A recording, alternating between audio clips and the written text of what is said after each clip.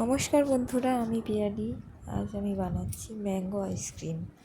এই আইসক্রিমটা আপনারা বাড়িতে খুব সহজেই বানিয়ে নিতে পারবেন, আর এই আইসক্রিমটা খেতেও খুব সুন্দর হয়। আপনারা বাড়িতে বানিয়ে দেখতে পারেন। এই আইসক্রিমটা বানানো কতটা সোজা একবার দেখে নিন।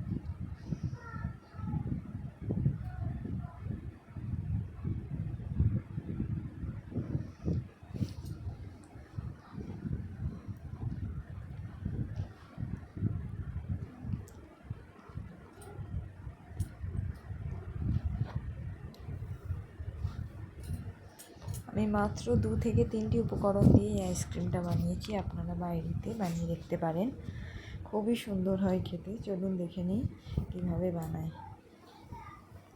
প্রথমে আমি এখানে আম নিয়ে নিচ্ছি, আর আম কেটে নেব। আর একদিকে খেজুর দেব, খেজুর দুধে ভিজিয়ে রেখে দেব 10 মিনিট।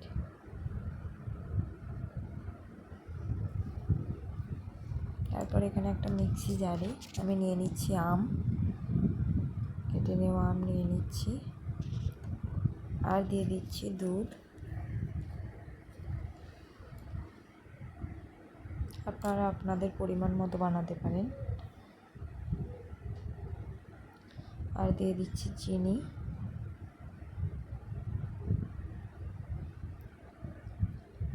এবার দিয়ে দিচ্ছি যে খেজুর আর দুধটা ভিজিয়ে রেখেছিলাম, তা দিয়ে দিচ্ছি।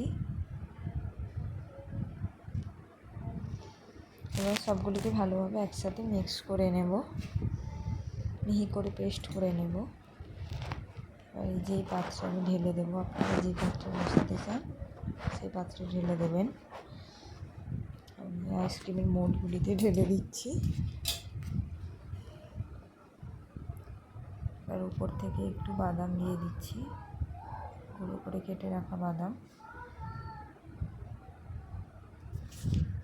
এবার আমি ঢাকনা দিয়ে ফ্রিজে রেখে দেব 5 থেকে 6 ঘন্টা এটি ভালোভাবে সেট হওয়ার জন্য। এর মধ্যে কিন্তু ভালোভাবে সেট হয়ে বসে যাবে। এখন আমি ভালোভাবে ঢাকা দিয়ে দিচ্ছি। এবার আমি ফ্রিজের মধ্যে রেখে দেব 5 থেকে 6 ঘন্টা।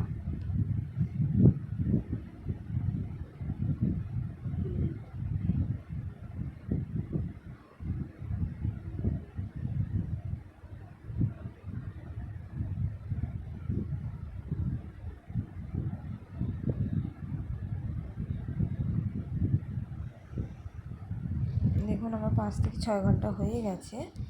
আমি এখানে নিয়ে নিচ্ছি চকলেট, কিছুটা পরিমাণ ডেয়ারি মিল্ক নিয়েছি। সেটাকে আমি গরম জলের উপরে বসিয়ে ভালোভাবে গলিয়ে নিয়েছি। এবার দেখুন আমি আইসক্রিমগুলো তুলে নিচ্ছি এক এক করে। দেখুন বন্ধুরা, কত সুন্দর আইসক্রিমগুলো খুব সহজে বেরিয়ে আসছে, ভালোভাবে জমেও গেছে। এভাবে কিন্তু আপনারা বাড়িতে বানিয়ে নিতে পারেন, খুবই কম সময়ে বানানো যায়, কোনো ঝামেলা ছাড়াই। এখন আমার সব আইসক্রিমগুলো তোলা হয়ে গেছে।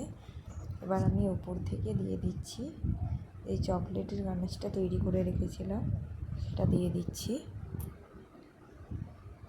দিয়ে গার্নিশ করে নিচ্ছি। আর দিয়ে দেবো আমি উপর থেকে আরও কিছুটা বাদাম, যাতে দেখতে ভালো লাগে। দেখুন,